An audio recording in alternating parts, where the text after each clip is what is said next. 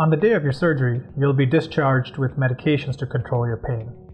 These will consist of tramadol, which is a narcotic medication, an anti-inflammatory medication, gabapentin, then a stool softener, as well as an antibiotic. It's not uncommon to see a significant amount of swelling of the genitalia after this surgery. The swelling may be worse around 48 hours after the surgery and may persist for several weeks. It's important to ice the area regularly initially after the surgery, as well as wear tight-fitting underwear to support the scrotum and the penis. You may also consider elevating the scrotum when you're laying in bed or in a chair. Initially after the surgery, you'll have a compressive dressing over your genitalia, which can be removed at 48 hours after the surgery. At that point, you're allowed to take a shower and let soap and water run over the incision and pat it dry. The incision is closed with absorbable suture as well as some skin glue, and these will come off on their own. Refrain from submerging the incision underwater for about 6 weeks. On the day of your surgery, you'll be instructed to pull down on the Squirtle Pump multiple times throughout the day towards the ground. This will allow the pump to settle and heal into a dependent position and will make it easier for you to access the pump once you start using the device. Patients may sometimes experience constipation from the pain medications that have been prescribed. If you're using the pain medication, it's important that you use the stool softener to avoid constipation. We ask that you avoid lifting anything greater than 10 pounds, which is about a gallon of milk, for about 6 weeks after the surgery.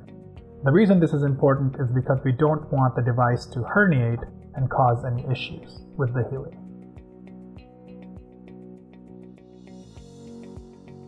You should avoid driving or operating any heavy machinery while you're taking narcotics. In addition, due to the general anesthesia episode, you should avoid driving altogether for at least 48 hours. As far as working, if you are doing manually intensive work, I'd instruct you to ask for light duty for about 6 weeks while you're recovering. If your job is more office-based, you may be able to return back to work in about a week with intermittent use of ibuprofen.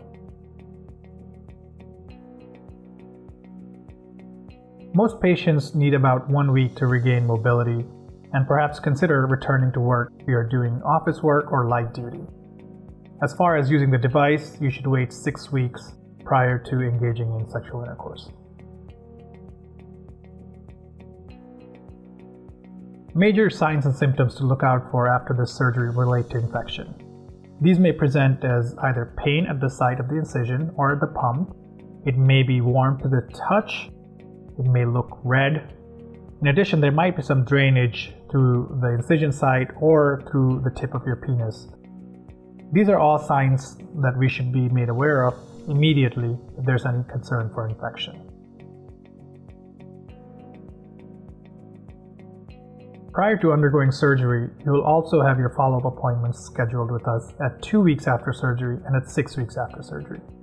The 2-week visit is mainly to make sure that the wound is healing well, and the 6-week visit is when we will educate you on pump usage and give you permission to utilize the device.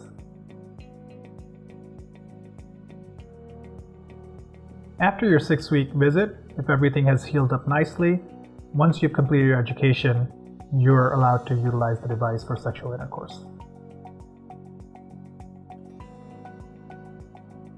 At any point during your journey with the post-operative course, if you have any questions, you should feel free to call our office and contact me directly via the EMR. Someone from our team will get back to you as soon as possible.